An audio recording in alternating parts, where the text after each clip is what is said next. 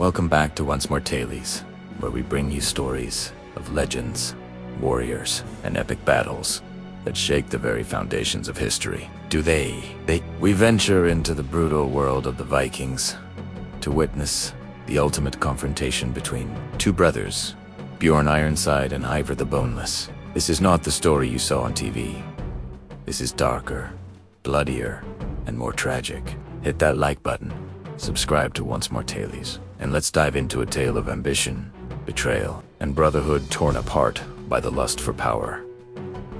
Our story begins in the frozen lands of Scandinavia, where winter has arrived early, bringing with it more than just snow and ice. Bjorn Ironside, the legendary son of Ragnar Lothbrok, sits upon the throne of Kattegat. He's fought in 100 battles, sailed to the Mediterranean, and earned his reputation as a warrior who cannot be defeated. But tonight, as he stares into the flames of his great hall, even the mighty Bjorn feels the cold touch of dread. His scouts have brought disturbing news. Ivar the Boneless, his own half-brother, has returned, but he hasn't come alone. 5 years in the lands of the Russ have transformed Ivar from an exiled prince into a warlord commanding an army unlike anything Scandinavia has ever seen. The message Ivar sends is chilling in its simplicity. Kattegat belongs to the sons of Ragnar, but only one son can rule. Bjorn's wife, Gunhild, the fierce shield maiden, stands beside him. She knows what her husband is thinking. "He won't stop until one of you is dead," she whispers. Bjorn clenches his jaw. He had hoped distance would cool his brother's ambition. He was wrong. 3 weeks later, the people of Kattegat gather at the shores, their eyes fixed on the horizon. What they see makes their blood run cold. 50 longships bearing the Raven banner appear through the morning mist. This is Ivar's fleet. The largest ship bears a dragon head carved with intricate Eastern designs. As the ships land, Ivar is carried on a shield by 4 massive warriors. Despite his useless legs, his presence radiates absolute power and authority. Behind him marches an army that seems pulled from nightmares. Russ soldiers in foreign armor, southern mercenaries hungry for gold, and Viking warriors who've abandoned Bjorn for promises of riches and glory. Ivar's cold eyes scan the crowd until they find Bjorn standing at the town gates. A cruel smile crosses his face. "Brother." His voice carries across the beach like a blade. "I have returned to claim what is rightfully mine. Father's kingdom should have been mine. You were always his favorite, but favorites don't always win. The gauntlet has been thrown. War is inevitable." That night, in the ancient temple where their father Ragnar once prayed to Odin and Thor, the two brothers meet. The temple is lit by torches, casting dancing shadows on walls carved with the faces of gods who seem to watch and judge. Bjorn tries reason one last time. "There doesn't have to be war between us. We can divide the kingdom. You take the east, I keep Kattegat, and the west." Ivar's laughter echoes through the temple like the cry of a raven. "Divide our father's legacy. You insult his memory, Bjorn. Ragnar Lothbrok was a conqueror, not a divider." He leans forward, his eyes gleaming with a mixture of madness and brilliant intelligence. "I learned much in the East, brother. The art of winning without mercy. I also learned that sentiment is weakness. You care too much about your people, your family, your precious honor. These things will be your downfall." Bjorn stands, his hand gripping his sword. "Then we fight at dawn. May the gods decide who is worthy." Ivar's smile widens into something terrifying. "Take gods. The gods abandoned us long ago, brother. This will be decided by steel and blood alone." The brothers part ways, knowing that by tomorrow's sunset, one of them will be dead before we continue with this epic tale. If you're enjoying this story, smash that like button and subscribe to Once More Tales for more legendary stories every week. As night falls, both armies prepare for what will be the most brutal battle in the North's history. Bjorn has 500 loyal warriors, veterans, who've sailed with him to distant lands and fought beside him in countless battles. His strategy is simple but effective. Defend from the high ground near the old forest. forcing Ivar's larger army to attack uphill where numbers mean less than skill and courage. His son, Ub, helps organize the shield wall, pride and fear mixing in his young heart. He knows tomorrow he might die alongside his father. Meanwhile, in his war tent, Ivar sits surrounded by maps, chess pieces, and the instruments of strategy. He commands 1,500 warriors, but he knows numbers alone won't guarantee victory against Bjorn's legendary battle prowess. His plan is more complex. A frontal assault to draw Bjorn's attention, while two flanking forces circle through the forest from both sides. A trap worthy of Loki himself. His Rus commander warns of the risk, but Ivar dismisses him with contempt. "I know, my brother. He fights with his heart, not his head. That's why I will win." As dawn approaches, both armies move into position. The sky is gray, heavy with snow-filled clouds. Vikings believe that dying in battle guarantees entrance to Valhalla. Both sides know that many will feast in Odin's hall that night. The question is, will one of Ragnar's legendary sons be among them? The first horn blast shatters the morning silence. Ivar's army advances like a dark wave, their war cries filling the air with the promise of death.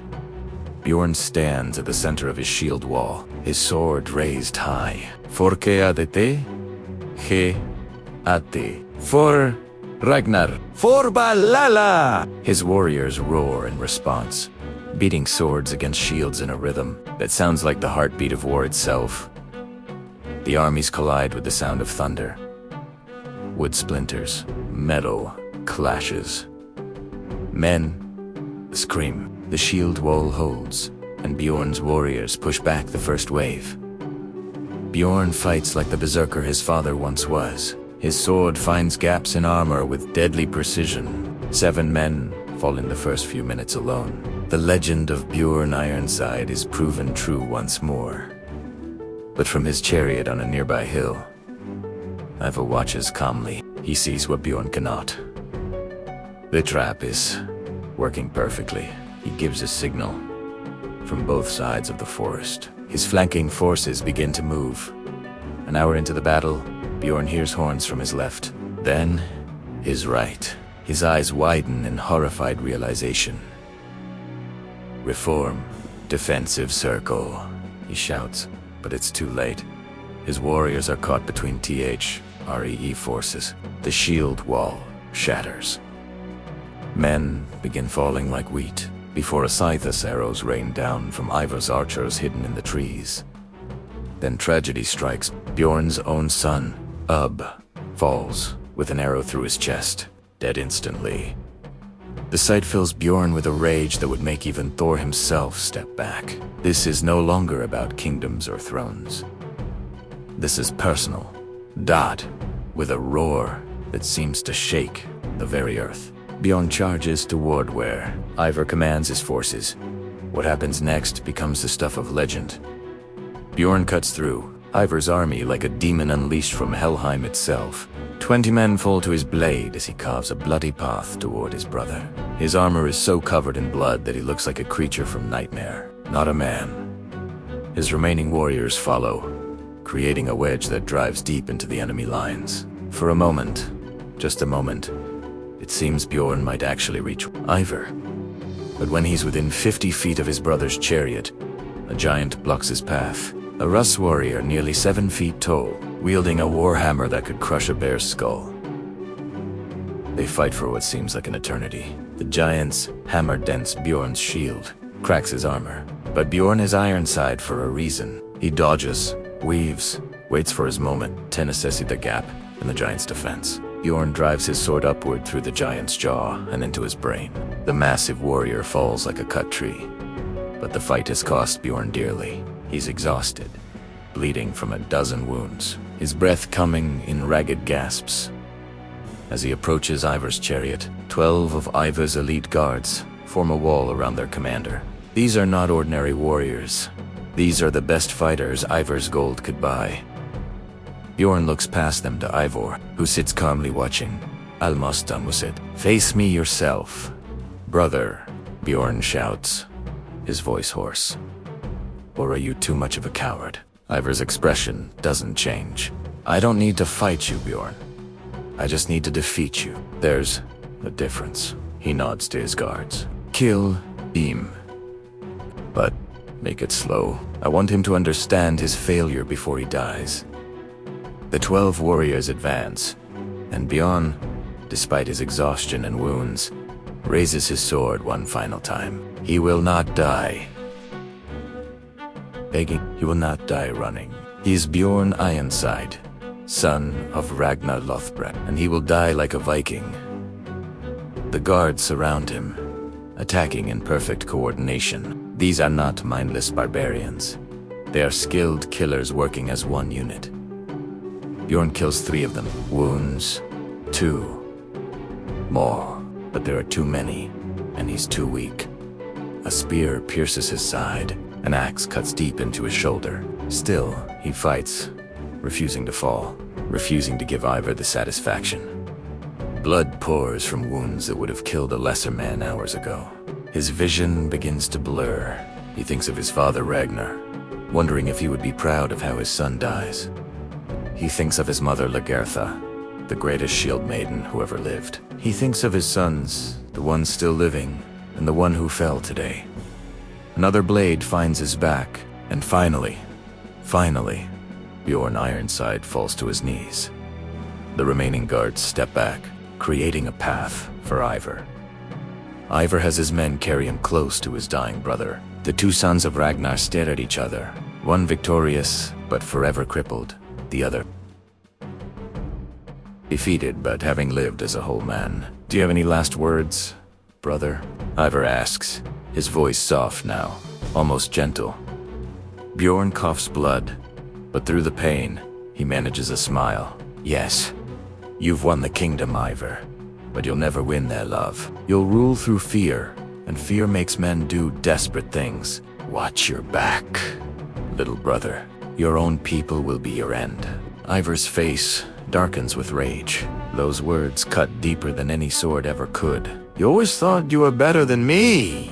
Ivar hisses, stronger, braver, more worthy of father's love. But look at us now. Who is kneeling, and who is victorious? He draws a dagger from his belt and drives it into Bjorn's heart.